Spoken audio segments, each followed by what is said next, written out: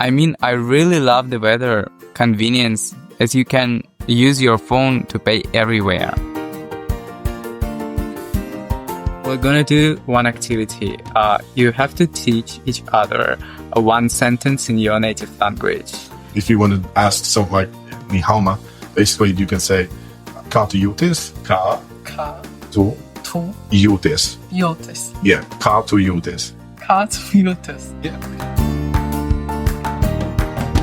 Hi there, this is FHSS Radio. I'm Daniel and you host here, an international student from Russia. Today we'll talk about cultural differences in university life. Studying abroad isn't just about changing countries, it's about changing perspectives. From classroom to cultural habits, every detail matters. In this episode, Hana from Malaysia, Jude from England, and Janis from Latvia will dive into the real experiences of international students here at UNNC. Soon we'll know what happens when education goes global. Guys, please introduce yourselves in a couple of words. Yeah, I'm Jude. I come from a small town in England. My name is Janis and I'm 21 years old. I'm Hana. I'm from Malaysia. I'm actually from the Malaysia campus, so I'm here for exchange a year. Okay, thank you guys. Let's start with something like we all came through, choosing a major. For me, it was quite a journey because in Russian high school, you learn variety of subjects and you're free to choose whatever major you want. The thing I noticed is that now the focus is changing to social sciences and IT. Guys, back in your country, what are the determinants? Like, how do you choose your major? Do your parents influence your decision or the society, your community? So in around secondary time, students aren't really free with their choices and their subjects and stuff. They're kind of put into streams. So kind of like business streams or science streams, which, I mean, that obviously influences what they choose in university, because with that, they choose their post-secondary education, diploma and all those subjects. And then after that, they choose their major for university. But then with their streams, I'm pretty sure they do a test to determine what stream they're fit for. And also it's determined by their interests as well. I'm pretty sure, if I remember correctly. It's been a while. Yeah. Parents also kind of influence their choices a lot especially for me, I kind of took inspiration with what my dad was doing because he's in the kind of financial business area.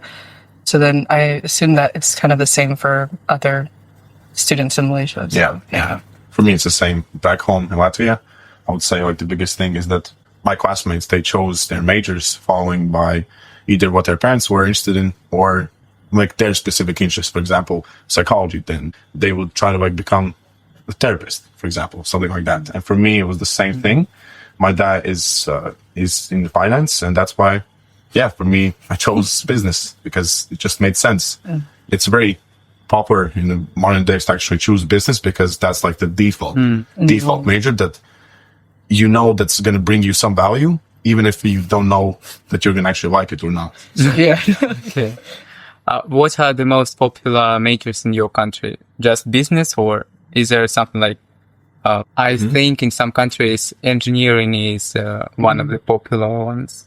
I would say back home in Latvia, I would say business. Yeah, that's the default one. And then I would say the next thing is actually something to do with medicine. Yeah, to actually become a doctor or something more niche down. So, yeah. I feel in England, it's very different. Your parents probably sway from what you pick a lot less. It's different whether maybe if you're publicly educated, you probably follow your passion a lot more. If you're privately educated, maybe your parents will have a lot more of a decision on what you pick. But generally speaking, I don't think students listen to their parents as much. Go for what they're passionate with. Or did you listen to your parents? To be fair, they had a bit more who was saying over my decisions, but more because of schooling. But I know a lot of my friends, they just did what they were passionate about. But I think it just depends on your background and how you've been raised. But I think a lot of people in England do pick courses that are easier and less exam orientated. It's a big thing. I think culture in England is less education, less academics, and it's more party. Is it different in Malaysia? Honestly, what I said, that is in the public schools, and that only happens with students that take the national exam and stuff. But then it does differ to students that take, like, they go to international schools because I guess they have more freedom and they take like IGCSEs rather than the national exam. So they're exposed to more options, and it's a lot less pressure in terms of the streams, like the confined, like restricted streams that you can go into and stuff. Okay, so I see in England and Malaysia, type of school plays a big role. Whereas in Latvia, it's more about following parents' path. Great. Now we can discuss how we all ended up here at UNNC.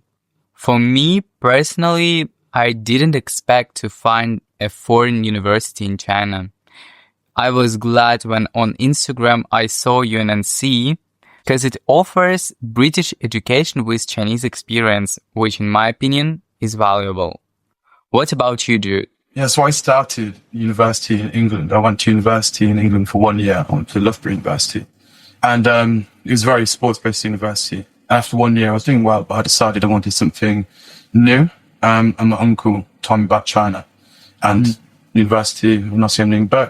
And I looked into it and I saw that I could transfer, and I thought it'd be a very good opportunity to explore a different culture and a whole new place and step out of my comfort zone. So I thought maybe this would be the best thing for me. That's about culture. I think culture, business, it's very different. In England, I'm the same as everybody else, right? Everybody's doing the same thing. Everybody's doing business, economics. Everybody's competing for internships. I come here, then I'm different, right? So I think it comes down to what I want to do in the future and standing out from the crowd compared to all my peers back in England. Yeah, okay. Yeah, I would say back home, my influence started from my dad because, yeah, as I mentioned earlier, he's a self-made businessman and like in finance. And basically for him, it was like in Latvia, it's very hard to actually find any kind of like good contacts or opportunities. So for me, it was putting myself in a position where I'm completely unfamiliar with the culture, which is in China, and basically try to go as much international as I can. And I think for me, China was the best place. And okay, we settled on the country, but then it actually came upon finding the right university. First, I looked into a lot of opportunities, but I actually found that UNNC had the best program that I actually liked, which was learning management. And right now, my major is actually international business with management. And I would say that was like the biggest factor for me actually coming here, because it was two worlds coming together and here in this campus. So yeah, that's why I'm here. I think I'm a little bit similar as well. I kind of wanted to be different because everybody in the Malaysia campus picks the UK. They go to the UK. It's kind of boring there. Everybody knows the story. But not a lot of people come to China. And so I kind of wanted to share my story about like coming here and stuff. So for you, was it like they planned something, or do you just like, oh, that's China? And more the second one.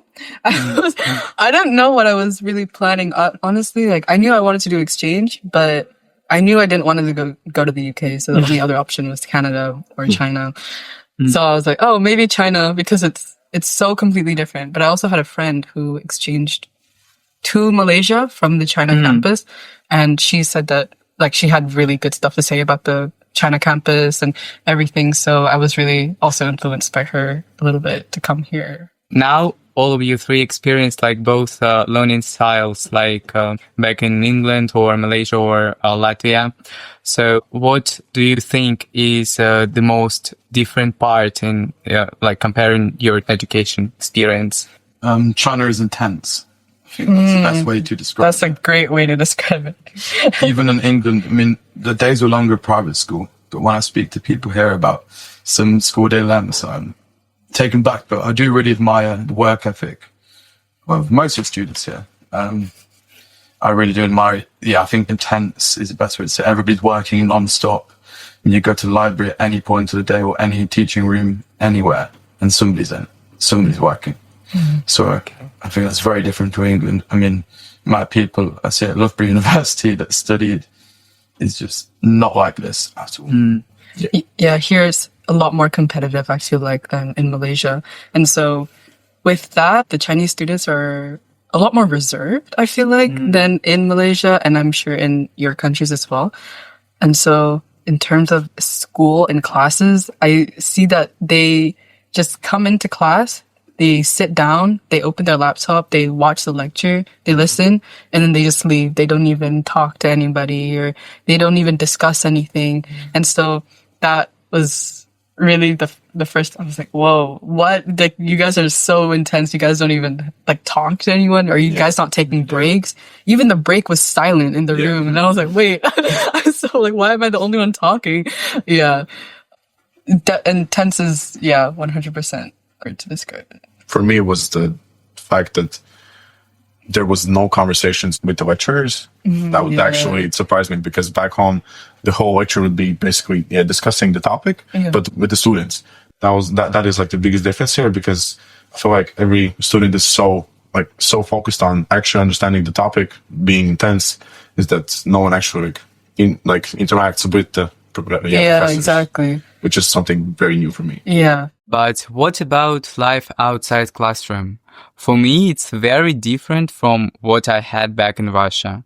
And this diversity is enjoying. I mean, I really love the weather, convenience, as you can use your phone to pay everywhere. So, what was your first impression of China? How was it to come here to experience new weather, food, new culture, people? It was very hot. I was sweating. I came here with the idea that it's going to be like normal weather, but the humidity here is, it's completely different level comparing back home. Those first 2 days, they were actually very hard just for me as a person trying to like adapt to the culture, not knowing a thing. Or, for example, I remember my first days, I didn't know that you could actually, like, there was like a specific time you can only come on campus. And I didn't know that. I actually came here on the 8th and the campus opened on the 10th. So basically I had to somehow manage to get a hotel at 3 a.m. in China. And try to contact with my parents through Snapchat maps, trying to like locate where is the hotel and just spend the night. It was very interesting. I think the thing that you all agree is that in China, people just rarely speak English. Yeah. So that may be the difference. Okay. But comparing to Malaysia, like the weather, I won't say that it maybe not surprised you. Yeah, it wasn't that bad. Okay, I didn't expect it, to be honest. Like, I didn't expect it to be so hot. So it was a little bit of a surprise. But when it got to winter and fall, that's when I was very much out of my element and I had to layer up so much. I had to like wear gloves, wear scarves, wear like earmuffs and everything. I can't handle the cold, I find. And also here in Ningbo, it's so weird because the autumn and the spring, the weathers are so different every single day. I mean, this week, for 4 days, it's really, really hot. And then in like 2 days, it's going to be really raining and cold. Yeah. So then that was also something I had to adjust to. But I'm surprised I didn't get really sick, which I'm very proud of myself. I took care of myself well. But not that much of a difference at the start. But gradually it was I can even tough. add that like the biggest thing that I've noticed is that my parents, when I'm talking about the weather, they're like, how is it possible that during the day it's like plus 25, but during the night it's like almost below 10? Yeah. Like just like the shift. Yeah. So major and just exactly. Yeah, I mean, in England it just rains. So. Okay, that's great. But what about food? It's completely different from like what you experience in Europe or England, for example. Yes, very different to what you find in England. I think, generally speaking, I much prefer the food here. I don't have milk, so I'm intolerant to milk. So back home, I'd really struggle with eating things without getting ill. But in China, I've had no problem eating anything because there's literally not milk in most food. In food, I've not really had any problems. I did get ill one time from eating too many pig's ears. So I'll probably Pig's stay ears? away from it. I love Chinese food. It's amazing. It's good. It's very flavorful. But as a Muslim, it's a little bit hard to find like halal options and stuff, or because they don't really. There's some food that they just say meat, and I have no idea. It's just meat. I'm like, well, so are you gonna tell me what meat it is, or like? But it's usually always pork, right? So I kind of stay away from that. Anyways, but yeah, it's a little bit harder for me to find food, but I mean, we do have the halal canteen anyway. Yeah. So what about spiciness? Yeah, or oiliness of these foods? I would say, yeah, that was actually the thing that I noticed here in China, is that I got way too many coals way too much oil on my coals that I couldn't wash out because of oiliness of the food. Everything's basically just fried. And at the start, I was like, okay, I'm just something new, and I actually liked it because I just enjoy food. But so at some point, I felt like I wanted to actually eat something fresh, not fried, and yeah, then I discovered Aussie pies. This is not an ad. Aussie pie, shout out. Yeah. Then, like, what about the cultural difference in general? What would you say? I mean, I kind of mentioned this before, how locals are really, really shy. So honestly, like, not a lot of them approached me or anything, or tried to talk to me, which I found a little bit sad because I kind of wanted to talk to them, but it's fine. But also in the canteen, this is something that shocked me the most, is the eating culture here. In Malaysia, eating is a very social thing. You know, you always eat with someone. You never really eat alone, or at least in public alone. So then when I went to the canteen, I saw so many people with like their phones out and like just them watching stuff. And even if they're with people, they're always on their phones as well, which very shocked me. Like, I was like, how are you? You're literally with someone. What do you mean you're both watching like two different things? I was so confused. Yeah. Okay, that's true. I would say that I noticed that people, like, if you ask for help, you will always get it, like, from anyone. You're a lot nicer than English people. 100% say that. I've not met everybody I've spoken to always wants to help, whether it's academic or outside if I've had any problems. So that's definitely very, very, very different to England. Generally speaking. I just wanted to add that the crazy part for me is that even if they can't help you directly, they're just going to do their best to actually try to locate someone that can actually help you. It's a completely different experience here. Yeah. What about, like, do you have some homesickness, or, do you miss your family or like this stuff? When you came here, like, you are alone in new country. What was your experience?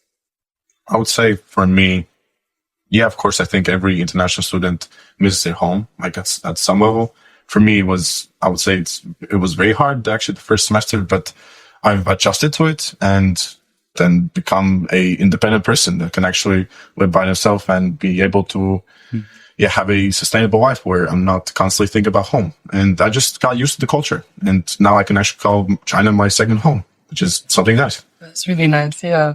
For me, honestly, when I first came here, I wasn't really that homesick, but it got to like November, December when it started getting cold. Yeah. I was like, wow, this is so different to home.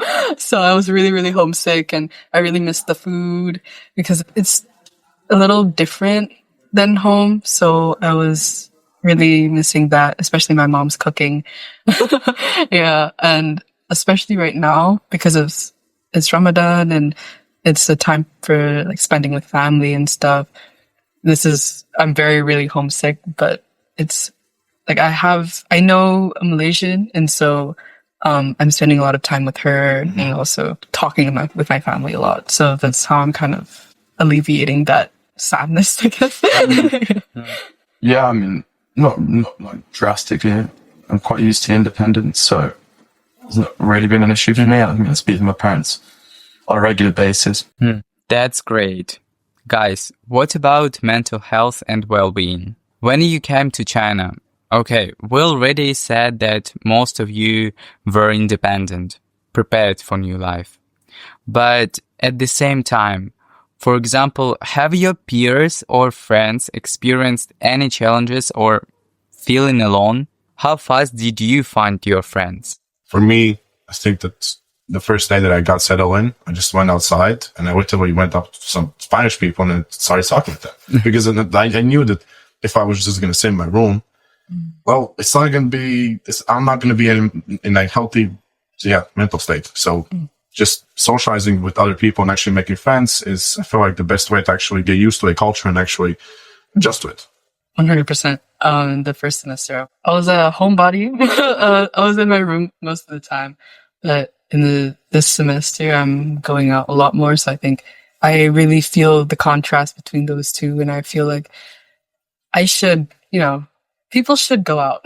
People should socialize. It's good. And it's good for your mental health. And especially finding people that, you can relate to, whether you know it or not. I think, just being proactive, and agree with both of you said, just being proactive and mingling with other groups and just trying to get yourself out there. Like, if you feel like when nothing's going to change if you don't help, and try to change it yourself. So, yeah. Okay, and then what advice would you give to other international students coming to China or any other country, but especially to China, I'd say? Come with an open mind, I think, is the biggest thing. Yeah, I think you need to come here and experience everything for yourself, especially coming from the West. I know a lot of my friends and family who's got no idea, and you can come up with your own idea about China without even coming. I think that's a very harsh way to think and form a perspective. So I think come with an open mind. And I'll say this about anything, students, people coming to as tourists, just in general, I think come with an open mind. And I'm sure you will love it. Try to talk to as many people as you can, especially as international students. This is probably like a once in a lifetime opportunity where you are in such a community where we have so many perspectives and cultures, different people coming in at different times and stuff. And so I think this is especially for international students to get to know other things aside from your own country and China. I would say for me, just make your life as busy as you can. Literally, just for example, this semester, so this is my second year, so it wasn't anything crazy, but I actually met a lot of new people when I came to play football with other internationals and with just other people. It was just basically make your life as busy as you can, and you're just gonna get used to it. You're gonna find people that you share interests with, and you're gonna be fine. Okay, how fast did you get used to new life? When have you built your schedule in terms of sport, studies, and your self-study time? I honestly think for me it took a good 2 months of just settling in, figuring out how WeChat, Alipay, DD works, all that stuff, how to get around places, where to go for the right places, and on campus, where to study, right, stuff like that. I think it took me a bit of time, but I got there in the end. I'll say for the same for me. Basically, the first 2-3 months, just spend as much time just trying to understand what is what, and then you just get used to it. You don't even notice it when you actually are used to it. You just are.